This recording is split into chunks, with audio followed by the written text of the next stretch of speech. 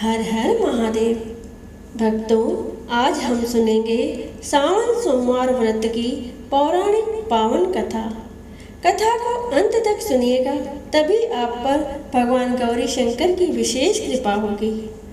अगर आपकी कोई मन्नत पूरी न हो रही हो या फिर काफ़ी प्रयासों के बावजूद आपको करियर में सफलता न मिल रही हो या व्यक्तिगत जीवन में कोई परेशानी चल रही हो, मतलब कोई भी दिक्कत हो, तो परेशान होने के बजाय सावन सोमवार का व्रत करके इस कथा को पढ़ें या सुनें। मान्यता है कि सावन सोमवार के दिन अगर व्रत रखकर इस कथा का पाठ किया जाए या सुना जाए तो भक्तों की मनचाही मुराद पूरी हो जाती है।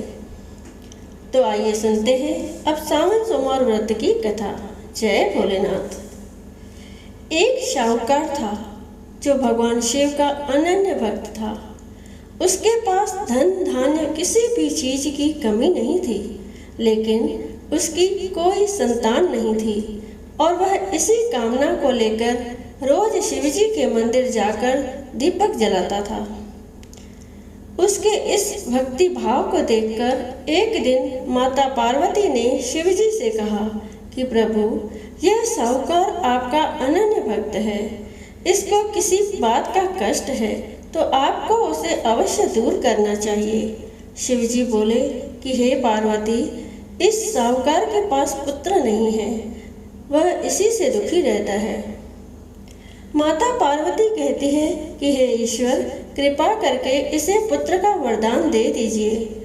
तब भोलेनाथ ने कहा, हे पार्वती, साहूकार के भाग्य में पुत्र का योग नहीं है, ऐसे में अगर इसे पुत्र प्राप्ति का वरदान मिल भी गया तो वह केवल 12 वर्ष की आयु तक ही जीवित रहेगा।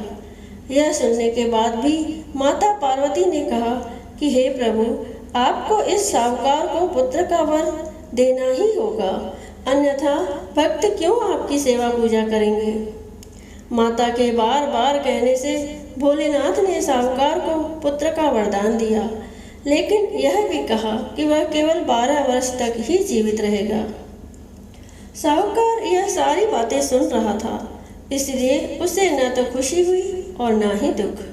वह पहले की ही तरह भोलेनाथ की पूजा अर्चना करता रहा। उधर सेठानी गर्भवती हुई और 9वें महीने उसे सुंदर बालक की प्राप्ति हुई। परिवार में खूब हर्षोल्लास मनाया गया, लेकिन साहूकार पहले ही की तरह रहा और उसने बालक की 12 वर्ष की आयु का जिक्र किसी से भी नहीं किया।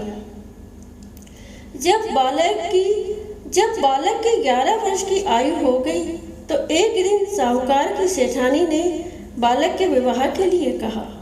तो साहूकार ने कहा कि वह अभी बालक को पढ़ने के लिए काशी जी भेजेगा।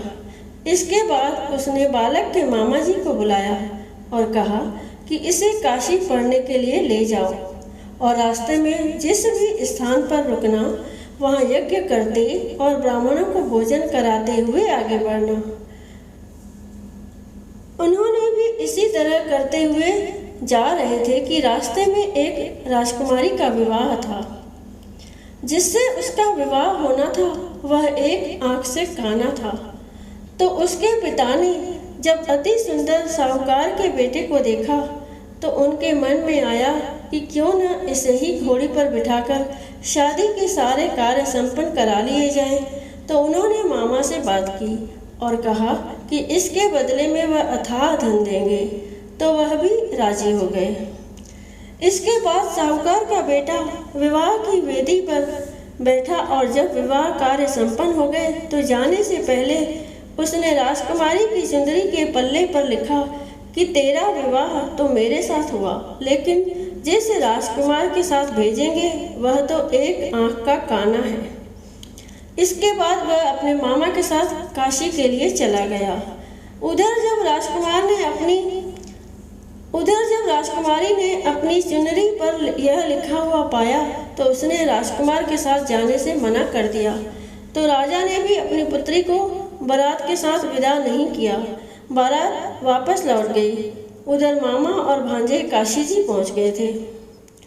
एक दिन जब मामा ने यज्ञ रचा रखा था और भांजा बहुत देर तक बाहर नहीं आया तो मामा ने अंदर जाकर देखा तो भांजे के प्राण निकल चुके थे। वह बहुत परेशान हुए, लेकिन सोचा कि अभी रोना पीटना मचाया तो ब्राह्मण चले जाएंगे और यज्ञ का कार्य अधूरा रह जाएगा। जब यज्ञ संपन्न हुआ तो मामा ने रोना पीटना शुरू किया। उसी समय शिव पार्वती उधर से जा रहे थे तो माता पार्वती ने शिवजी से पूछा, हे प्रभु, ये कौन रो रहा है? तभी उन्हें पता चला कि यह तो भोलेनाथ के आशीर्वाद से जन्मा साहूकार का पुत्र है। तब माता पार्वती कहती है कि हे स्वामी, इसे जीवित कर दें, अन्यथा रोते रोते इसके माता पिता के प्राण निकल जाएंगे। तब भोलेनाथ ने कहा कि हे पार्वती, इसकी आयु इतनी ही थी, सो वह भोग चुका।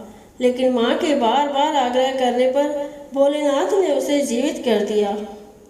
लड़का ओम नमः शिवाय करते हुए जी उठा और मामा भांजे दोनों ने ईश्वर को धन्यवाद दिया और अपनी नगरी की ओर लौटे।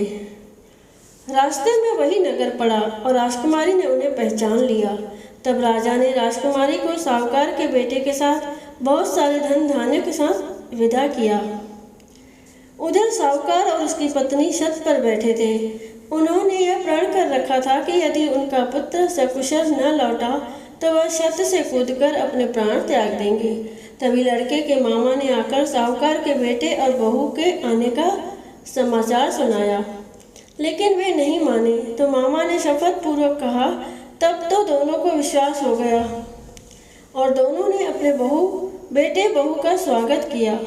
उसी रात साहूकार को स्वप्न में शिवजी ने दर्शन दिया और कहा कि तुम्हारे पूजन से मैं प्रसन्न हुआ। इसी प्रकार जो भी व्यक्ति इस कथा को पढ़ेगा या सुनेगा, उसके समस्त दुख दूर हो जाएंगे और मनोवांछित सभी कामनाओं की पूर्ति होगी। जय भोलेनाथ। हर हर महादेव।